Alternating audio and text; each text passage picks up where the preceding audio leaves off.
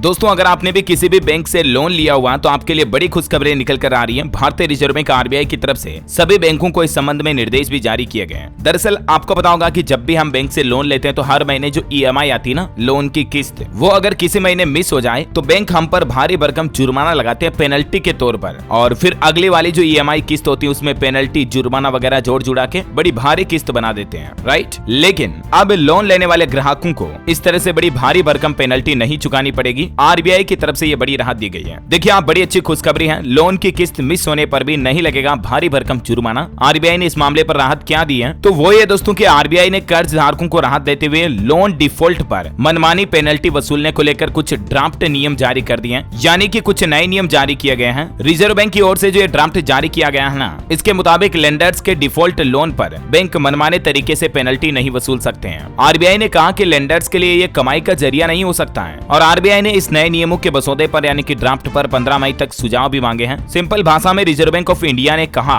कि बैंकों के लिए पेनल्टी लगाना कोई इनकम का जरिया नहीं हो सकता है। जी हाँ दोस्तों, दरअसल आरबीआई की तरफ से यानी कि रिजर्व बैंक लोन लेने वालों को भारी भरकम जुर्माने से बचाने के लिए एक नया प्रस्ताव भी लेकर आया है, और इस प्रस्ताव में सभी बैंकों से कहा गया है कि जुर्माने को एक फीस के तौर पर वसूला जाना चाहिए, न कि इसे चक्रवृद्धि ब्याज के तौर पर वसूलना चाहिए। यानी कि जुर्माना या पेनल्टी कोई कमाई का जरिया नहीं होनी चाहिए। आरबीआई ने बैंकों से कहा कि आप जुर्माने लगाने का अधिकार का गलत इस्तेमाल कर रहे हैं, लेकिन अब ऐसा नहीं चलेगा। आरबीआई की तरफ से जारी ड्राफ्ट सर्कुलर में कहा गया कि कई बैंक पेनल्टी ब्याज दरें लगा रहे हैं जो लागू ब्याज दरों के अलावा अलग से होती हैं, तो इस तरह से ओरिजिनल ब्याज दर के अलावा पेनल्टी ब्याज दर का इस्तेमाल रेवेन्यू बढ़ाने के तौर पर नहीं किया जाना चाहिए। किस्त न देने पर पारदर्शी तरीके से जुर्माना लगाया जाएगा अब नए नियमों के मुताबिक। तो कहने का मतलब, सिंपल बात में अगर मैं बोलूं ना, तो अब अगर आपकी बैंक की लोन की किस्त ईएमआई अगर मिस हो जाती है तो आप पर जो पेनल्टी लगेगी, जुर्माना लगेगा ना, वो बिल्कुल नॉमिनल कुछ चार्ज के तरह लगेगा। ऐसा नहीं कि जुर्माने पर भी ब्याज लग गया, अगले महीने जुर्माने का जुर्माना और वसूल दिया, इस तरह से नहीं लगेगा। अभी तक जुर्माने के पैसे पर भी ब्याज लगता था, लेकिन अब ऐसा नहीं हो पाएगा। ये देख सकते हैं आप कि अभी तक बैंक किस तरह से जुर्माना वसूलते थे, लेकिन अब जो आरबीआई ने नया नियम जारी किया, नया ड्राफ्ट, इसके मुताबिक बैंक जुर्माने वगैरह पर पेनल्टी नहीं वसूल पाएंगे। इस आरबीआई के ड्राफ्ट नियमों के कुछ की पॉइंट्स भी आप देख सकते हैं कि पेनल्टी को लेंडर्स कमाई का जरिया नहीं बना सकते हैं, पेनल्टी पर ब्याज जोड़ना गलत है, ऐसा ना करें लेंडर्स। पेनल्टी को पेनल्टी चार्ज जैसे ही लें, न कि पेनल इंटरेस्ट की तरह। इंडिविजुअल ग्राहकों पर पेनल्टी बाकी के मुकाबले कम रहे। ब्याज दर, पेनल्टी चार्ज की शर्तें लोन एग्रीमेंट में क्लियरली मेंशन की जानी चाहिए, साफ होनी चाहिए। मतलब कि जब आप बैंक से लोन लेोगे ना, तो आपको बैंक पहले ही ये बता देगा क्लियरली कि अगर आपकी ईएमआई मिस हो जाती है तो इतना जुर्माना लगेगा, दूसरी ईएमआई पर इतना पेनल्टी लगेगा, क्लियरली पहले ही बताना होगा। पेनल्टी से जुड़ी नीति लेंडर्स के बोर्ड से मंजूर होनी चाहिए। लेंडर्स वेबसाइट पर भी ब्याज दरें डालें, पेनल्टी का ब्यौरा और डिटेल भी वेबसाइट पर डालें। तो इस तरह से ये ड्राफ्ट नियमों पर रिजर्व बैंक ने 15 मई अगले महीने 15 तारीख तक सुझाव मांगे हैं, और लेट्स सी इन सुझावों के बाद आरबीआई की तरफ से इस ड्राफ्ट को